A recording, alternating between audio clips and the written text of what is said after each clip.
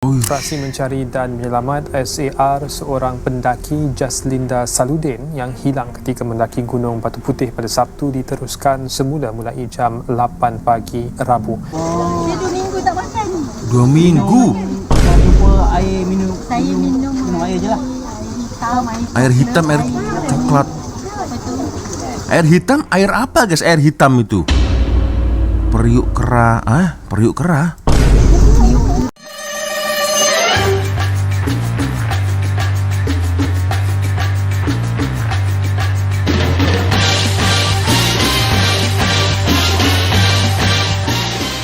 Yo, what's up, Re? Assalamualaikum warahmatullahi wabarakatuh. Hai, Re. Jumpa lagi, ada saya di sini, Wak Lonjong. Salam Lonjong. Hiya. Apa kabar kawan-kawan? Semoga semua dalam kondisi yang sehat, Re, ya. Amin ya robbal alamin. Oke guys, sesuai dengan tajuk di video kita kali ini, karena beberapa hari lalu saya sempat mengulas video tentang Puan Jaslinda dan Masya Allah, alhamdulillah guys, ternyata Puan Jaslinda sudah dijumpai, sudah ditemukan guys ya. Dan kemarin sangat ramai sekali, tular sekali guys ya, tentang kehilangan Puan Jaslinda. Tapi kemarin alhamdulillah sudah ditemukan ya, dalam keadaan hidup, sehat walafiat guys ya. Dan ya, saya dengar beritanya kemarin itu Puan Jaslinda ini ditemukan oleh orang-orang atau masyarakat, orang-orang asli yang ada di dalam hutan guys, betul tak? Oke, ini aku tak pastilah seperti apa alurnya, bagaimana ya. Kita akan coba menonton bersama-sama guys, seperti apa videonya guys ya. Ini satu keajaiban guys ya.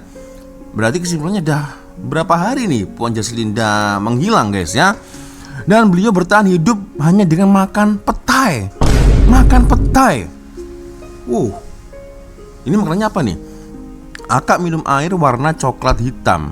Oke, kita akan coba lihat bersama-sama guys seperti apa videonya. Dan video ini saya kutip dari channel Detektif Mad Dispatch geng ya. Oke, kita akan coba nonton bersama-sama guys seperti apa videonya. Tapi ya, seperti biasanya hanya sekedar mengingatkan untuk kawan-kawan yang mungkin belum sholat, jangan lupa sholat dulu. Dan biasanya saya letakkan link Shopee yang ada di bawah video ini. Siapa tahu mungkin kalian berminat untuk shopping, boleh kalian check out sekarang juga.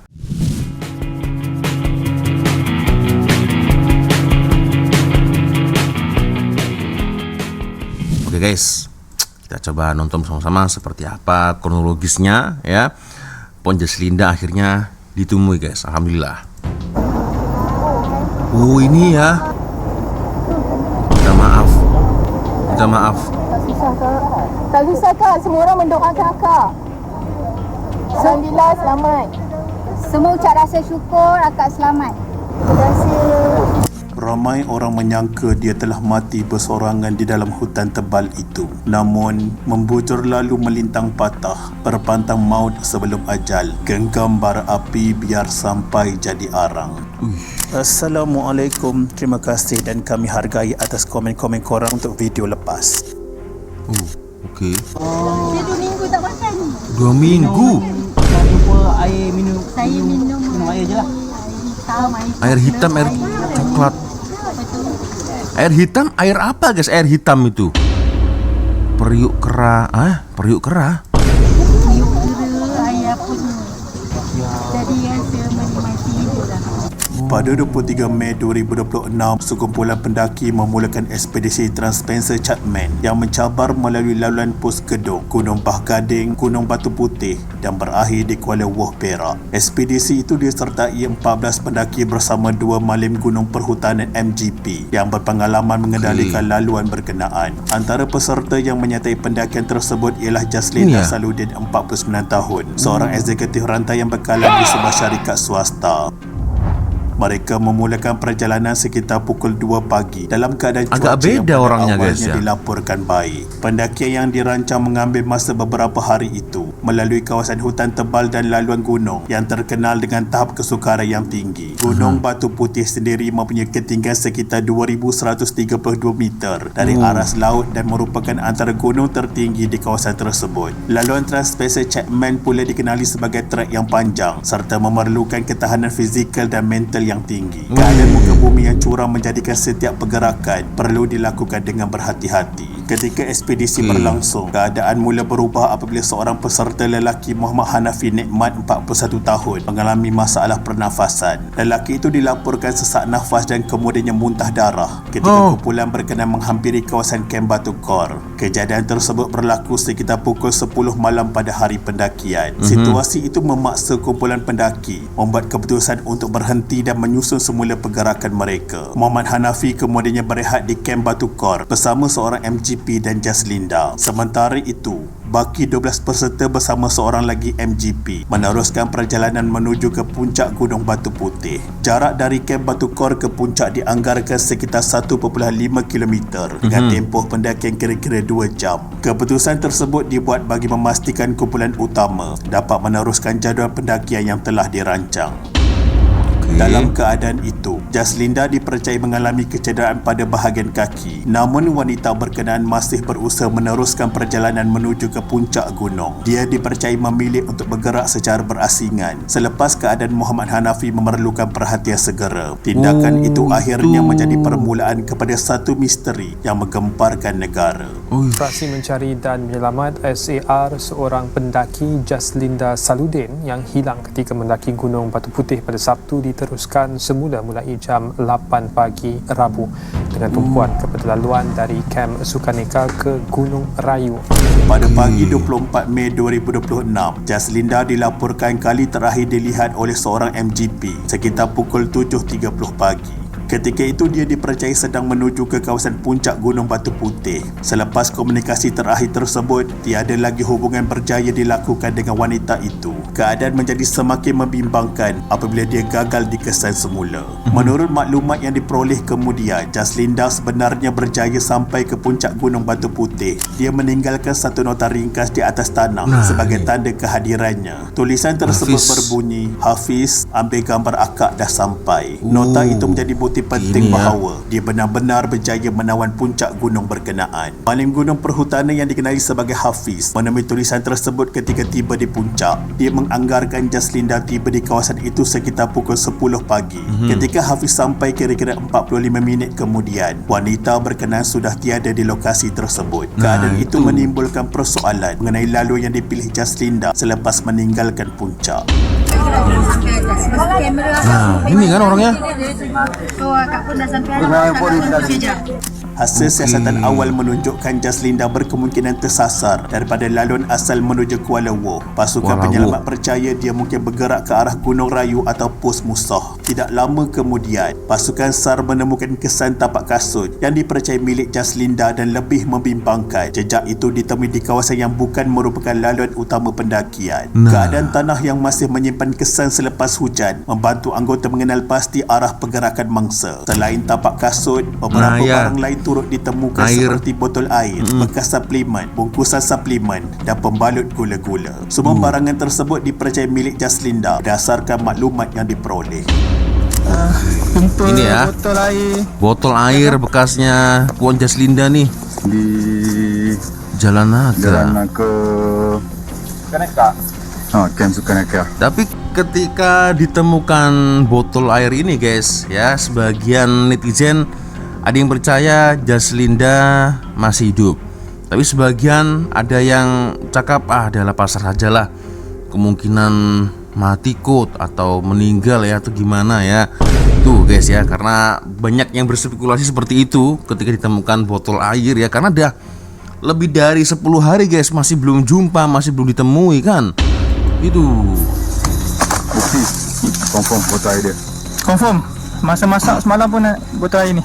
nah, Kemudian muncul satu perkembangan penting apabila kamera perangkap hidupan liar diperiksa. 2 kad memori daripada kamera yang dipasang di kawasan hutan berjaya diperoleh dan semakan dilakukan oleh anggota perkhidmatan dan Jabatan Perhutanan. Rakaman tersebut menunjukkan Jaslinda melintasi kamera 1 pada pukul 11.22 pagi 24 Mei 2026. Imej itu mengesahkan dia masih bergerak beberapa jam selepas kali terakhir dilihat MGP. Lebih penting, tiada rakaman menunjukkan dia berpatah balik melalui laluan sama Penemuan itu mengukuhkan teori bahawa mangsa bergerak menuju kem Sukaneka. Kamera kedua yang dipasang di laluan menuju Gunung Batu Bujang pula tidak merakam sebarang imej mangsa. Ini membolehkan pasukan SAR menolak kemungkinan dia menggunakan laluan tersebut.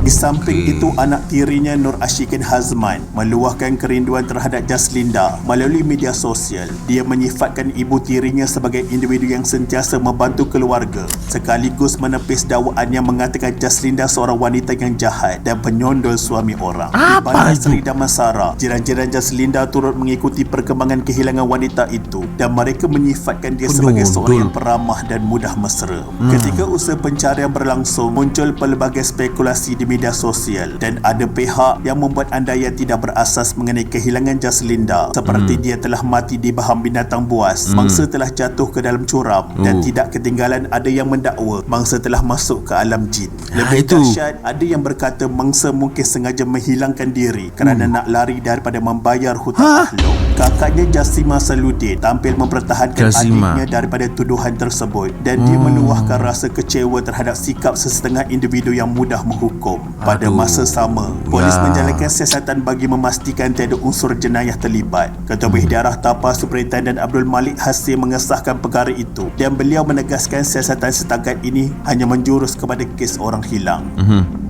Ini tinggal macam mana ni jumpanya ni aku nggak tahu guys. Okey, kita coba lanjutkan. Lepas 11 hari operasi, pihak berkuasa membuat keputusan meneruskan pencarian dalam skala lebih kecil. Keputusan itu diambil selepas hampir 95% kawasan sasaran telah diperiksa. Hasil mesyuarat tersebut telah memutuskan agar operasi SAR ini diteruskan dalam skala yang kecil. Kita tak berhentikan tuan-tuan dan puan-puan. Kita teruskan SAR ini cuma dalam skala yang kecil yang akan diketuai oleh Jabatan Bomba dan Penyelamat Malaysia. Walaupun operasi rasmi dikecilkan, pencarian tetap diteruskan oleh pelbagai pihak termasuk komuniti orang asli di sekitar pos Musah dan pos Titem turut membantu. Sukarelawan orang asli yang menghulurkan bantuan menjejaki Jaslinda Saludin yang hilang ketika mendaki Gunung Batu Putih berjanji akan meneruskan pencarian meskipun operasi mencari dan menyelamat SAR mungkin dihentikan suatu hari nanti. Akhirnya pada petang 6 Jun 2026, seorang penduduk orang asli dikenali sebagai Nazri Baheng menemui Jaslinda berhampiran kampung Lubuk Gaharu Pos Musah. Wanita itu ditemui sekitar pukul 3 petang selepas hampir 15 hari berada di dalam hutan. Jaslinda kemudiannya dibawa ke rumah Tok Batin kampung Lubuk Gaharu untuk mendapatkan bantuan awal. Itu dia function orang asli guys, the real hero ya kan. Waduh, ini untuk masyarakat orang-orang asli ya. Semoga semuanya dalam keadaan sihat, dimurahkan rezeki guys. Macam mana keadaan dia waktu tu? Keadaan dia macam mana? Lemah ke? Dia lemah? Dia jatuh pingsan ke? Tak, dia tak pingsan punya. Macam mana abang kenal dia? Saya kenal. Memang tahu ada orang hilang. Dia panggil tak bang? Tak ada, dia tak nampak saya. Lepas tu saya panggil dia. Puan, Jaslinda gitu ya. Saya panggil dia. Lepas tu saya rekam, tunggu dulu. Lepas tu dia tegur, macam dia tak dengar. Lepas tu abang terus pergi dekat dia? Terus saya pergi dekat dia. Bawa dia pergi rumah Tok Batin? Lepas tu saya bawa dekat rumah Tok Batin. Dia cakap apa dekat abang waktu tu? Dia tak cakap lah, terus dia nangis. Oh iya. Nangis dia? Sampai rumah Tok Batin dia cakap mengadu apa? Lapar ke apa ke, ada tak? Lapar yang pasti guys. Lagi Antara hidup dan mati kan. Jadi mungkin diajak komunikasi itu setengah macam tak percaya ya kan. Ini orang betul ke? Akhirnya Puan Jaslinda auto menangis kan guys, terharu. Wah, masih ada orang yang boleh saya jumpa kan. Itu pasti lapar, dah pasti itu. dia cakap apa? Dia kata minta tolong ke? Ya. Macam mana dia cakap bang? Dia cakap tolong saya. Macam dia cakap saya. Lepas tu saya bagi tahu orang kampung. Dalam rakaman video Nah, yang ini selepas penemuannya, Jaslinda menceritakan pengalaman getir yang dilaluinya di mana dia mengakui terjatuh berkali-kali dan bergelut setiap malam sepanjang berada di hutan. Kakinya turut dilaporkan membengkak dan lebam akibat perjalanan yang panjang dan sukar. Nah, ini makan nih. Ya, udah lapar lah, guys. Ketika ditemui media sebelum dibawa ke Hospital Tapah, Jaslinda sempat mengucapkan terima kasih kepada seluruh rakyat Malaysia yang mendoakannya dan dia turut memohon maaf kerana kehilangannya telah menyebabkan operasi pencarian dan menyelamat dijalankan dalam skala besar selama berhari-hari. Nggak apa-apa, Kak. It's okay.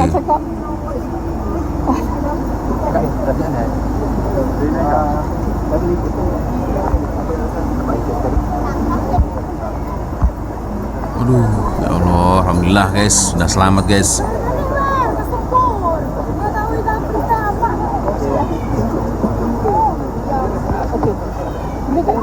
Masih sehat ya.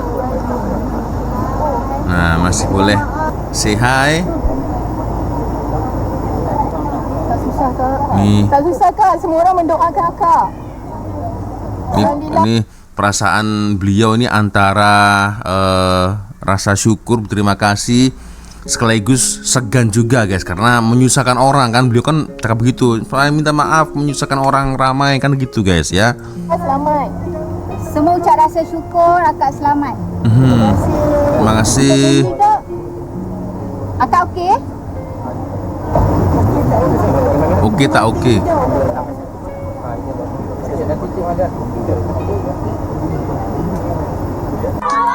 Selamat pulang Puan Jaslinda. Nah, oke. Terima kasih Abang Bomba. Terima kasih semua yang terlibat. Terima kasih Abang Bomba. Ini meriah kampung orang asli itu guys. Terima kasih. Selamat pulang. Wow, ini seronok budak-budak ini guys. Alhamdulillah, jiwa yang kental. Terima kasih Abang Polis. Terima kasih orang asli. Itulah orang kata berjalan jauh banyak dilihat, lama hidup banyak dirasa. Pengalaman yang banyak kadang-kadang dapat membantu seseorang jika terpaksa menempuh ranjau kehidupan ini. Alhamdulillah akhirnya Jaslinda berjaya ditemui. Harap-harap lepas ni tiada lagi ramalan para indera keenam yang mampu melihat alam di sebalik mata. Ya, itulah dia guys. Ya, satu ulasan dari detektif Matt Dispatch. Akhirnya Puan Jaslinda berhasil ditemui guys ya. Tapi memang betul lah sesuai yang disampaikan oleh admin dari detektif Matt Dispatch geng. Jadi banyak spekulasi guys ya, yang Puan Jaslinda itu menghilangkan diri lah ya secara disengaja. Apa jangan-jangan diculik dengan jin ya kan, itulah. Tapi alhamdulillah sudah ditemui, sudah jumpa guys ya. Luar biasa guys. Jujur ketika aku membuat video awal pertama berita hilangnya Puan Jaslinda itu, dalam hati kecil aku guys, aku sempat apa jangan-jangan meninggal. Tapi kalau saya melihat dari beberapa case yang dulu pernah sempat hilang guys ya, ada beberapa case-case yang hilang ini di Malaysia, ada juga guys ya yang dijumpai bahkan masih sehat, masih hidup geng ya. Itu ya masih baik guys ya. Luar biasa, seperti saya katakan tadi ya. Akhirnya orang-orang asli ini datang untuk bergabung, membantu dalam masa pencarian itu dipersempit guys, dipersempit ya, dipersempit, tapi pencarian mesti tetap terus dilakukan guys ya. Luar biasa ya. Function orang asli ini ya, the real hero. They are the real hero guys ya. Oke, so geng ya, mungkin pelajaran yang boleh kita petik ya. Jadi selama kita mungkin hiking, mendaki gunung, sebisa mungkin jangan sampai terpisah dengan tim, dengan para rombongan ya. Dan peralatan basic yang mungkin harus kena kita bawa seperti whistle ya. Kalau kita tak mampu berteriak, tolong, sekurang-kurangnya ada whistle dengan sedikit mengeluarkan udara Nah itu udah boleh bunyi whistle, lalu flashlight ya, atau apa lagi guys, obat-obatan maybe ya, barangkali yang mempunyai penyakit, air ya, makanan instan, Maggi. Nah ini sangat-sangat perlu sekali guys ya untuk para pendaki atau hiking ya di gunung atau di hutan ini peralatan basic yang harus kena kita bawa. Tapi itu tadi guys ya, kalau bisa jangan sampai terpisah dengan rombongan ya. Jadi berangkat bersama-sama, pulangnya pun juga harus bersama-sama guys ya. Itu geng ya, gimana menurut kalian? Boleh komen di kolom komentar. Oke.